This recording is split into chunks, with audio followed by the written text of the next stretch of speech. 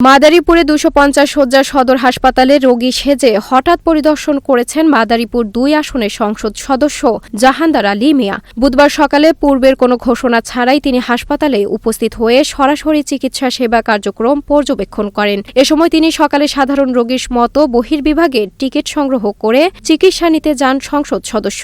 পরে তিনি হাসপাতালে বিভিন্ন বিভাগ ঘুরে দেখেন। এ সময় প্রতিটি ডাক্তারের কক্ষে গিয়ে চিকিৎসকরা সময়মতো উপস্থিত আছেন কিনা, রোগীর যথাযথ সেবা পাচ্ছেন কিনা এবং প্রয়োজনীয় ঔষধ সরবরাহ ঠিকমতো হচ্ছে কিনা তা খোঁজ খবর নেন। তিনি জরুরি বিভাগ পরিদর্শন করে রোগীরা দ্রুত চিকিৎসা পাচ্ছেন কিনা এবং সেবার মান কেমন সে বিষয়েও সংশ্লিষ্টদের সঙ্গে কথা বলেন। এছাড়াও হাসপাতালে ভর্তি রোগীদের ওয়ার্ডে গিয়ে তাদের সঙ্গে সরাসরি কথা বলেন এবং চিকিৎসা, খাবার ও পরিচ্ছন্নতা নিয়ে সন্তুষ্টি সম্পর্কে জানতে চান। তিনি বলেন, প্রধানমন্ত্রী তারেক রহমান ঘোষিত ১৮০ দিনের কর্মসূচির অংশ হিসেবে তিনি হঠাৎ এই পরিদর্শনে এসেছেন, যাতে সাধারণ মানুষ সরকারি স্বাস্থ্যসেবা থেকে বঞ্চিত না হন। তিনি সামগ্রিক চিকিৎসা কার্যক্রমে সন্তোষ প্রকাশ করেন। এ সময় হাসপাতালে ঊর্ধ্বতন কর্মকর্তা, চিকিৎসক ও স্থানীয় গণমান্য ব্যক্তিরা উপস্থিত ছিলেন।